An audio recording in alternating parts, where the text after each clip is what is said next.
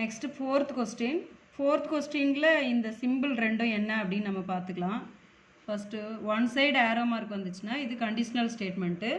Conditional statement எப்படி நம்ம read பண்ணோம்னா if negation P then R அப்படின்னு ரீட் பண்ணோம் நம்ம. அடுத்து இந்த ரெண்டு பக்கம் ஹேரோ மார்க் இருக்கிறது வந்து கண்டிஷ்னல் ஸ்டேட்மெண்ட்டு. இது வந்து if then single arrow mark, double side arrow mark if and only if, if and only if.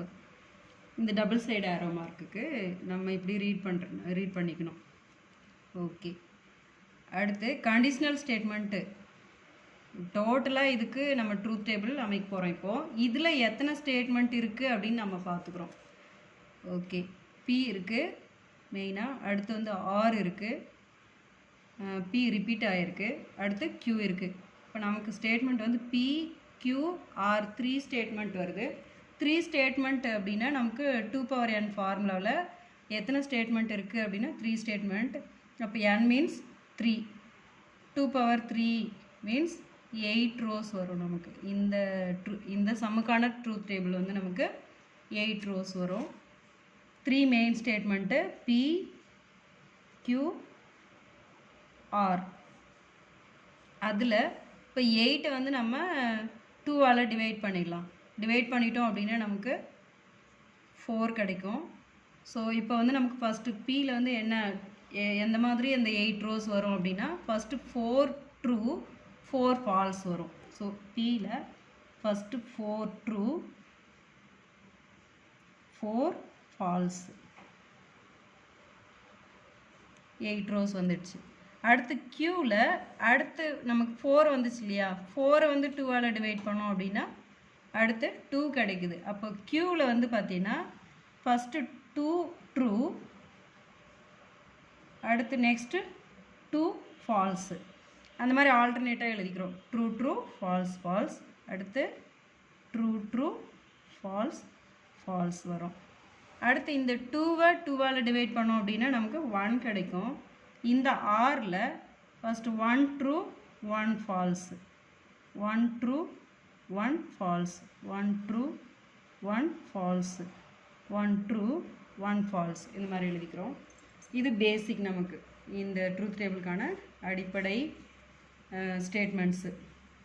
இப்போ கொஸ்டினுக்குள்ளே வரோம். கொஸ்டினுக்குள்ளே not p tends to r. இந்த ஹேரோ மார்க் வந்து நம்ம டென்ஸ் டுன்னும் படிக்கலாம், இஃப் அண்ட் ஒன்லி இஃப்னும் படிச்சுக்கலாம். ஓகே, நமக்கு புரிஞ்சுக்கிற மாதிரி. இப்போ இதில் வந்து நாட் பி கண்டுபிடிக்கிறோம். நாட் பி ஆல்ரெடி நம்ம சொன்னது தான். பியில் வந்து என்ன இருக்குது, ட்ரூ இருந்தால் ஃபால்ஸு, ஃபால்ஸ் இருந்தால் ட்ரூ அப்படின்னு எழுதிட்டு போகிறோம். அவ்வளோதான். பியில் இருக்கிறத பார்த்து ட்ரூ இருந்தால் ஃபால்ஸு, ட்ரூ இருக்குது ஸோ ஃபால்ஸு, இதுவும் ஃபால்ஸு ஃபால்ஸு, அடுத்து ஃபால்ஸ் இருக்குது, ட்ரூ ட்ரூ ட்ரூ ட்ரூ. அடுத்த ஸ்டேட்மெண்ட்டு ஆர் வந்து ஆல்ரெடி நமக்கு இருக்குது ஸோ அதை எழுத தேவையில்லை. இப்போ இது ரெண்டும் இந்த ப்ராக்கெட்டுக்குள்ளே இருக்கிற ஃபஸ்ட்டு மட்டும் நம்ம கண்டுபிடிக்க போகிறோம்.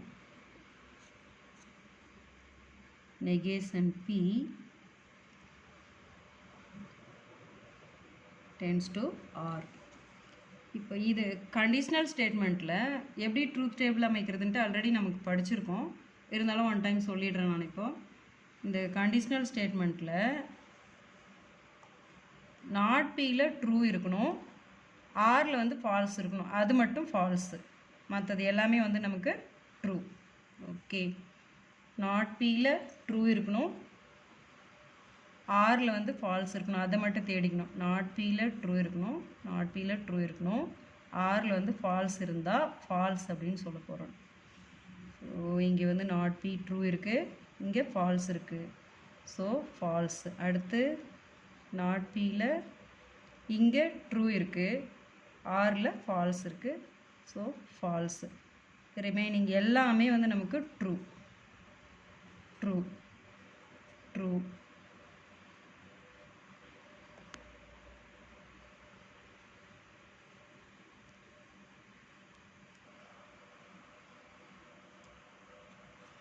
True true.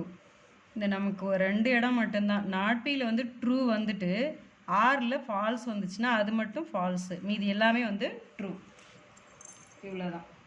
இன்னும் கூட ஈஸியாக சொல்லிடலாம் நம்ம. 2 ஸ்டேட்மெண்ட்டில் வந்து சேமாக ஒரு வேல்யூ வந்துடுச்சு அப்படின்னா ட்ரூ எழுதிடலாம். மீதி எந்த பக்கம் ஹேரோ மார்க் இருக்கோ அதோட ஸ்டேட்மெண்ட்டை எடுத்து எழுதுனா போதும். அப்படி பார்த்தோன்னா கூட நமக்கு இது 2த்துக்கு மட்டும்தான் ஃபால்ஸ் வருது, மீதி எல்லாமே பார்த்திங்கன்னா ட்ரூ வரும். அதுவும் ஈஸியாக இருக்கும். ஓகே, அடுத்து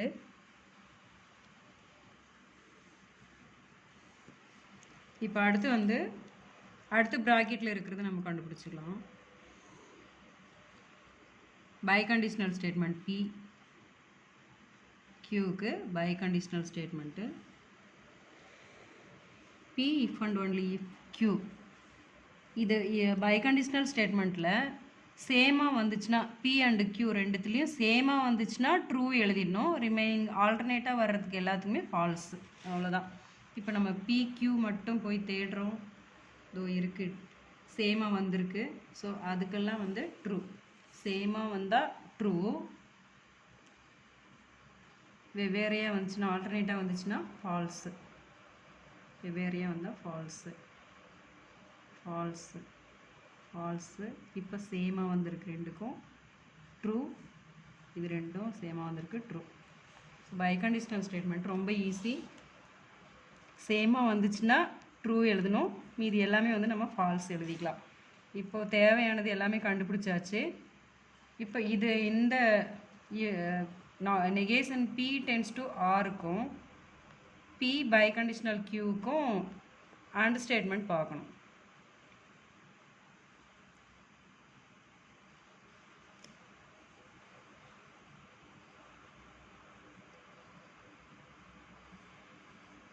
இது ரெண்டுத்துக்கும் அண்ட் ஸ்டேட்மெண்ட் பார்க்குறோம். இங்கே தான் இருக்குது. அண்ட் ஸ்டேட்மெண்ட் ஆல்ரெடி சொன்ன மாதிரி டிடி வந்தால் மட்டும் டி எழுதிக்கணும்.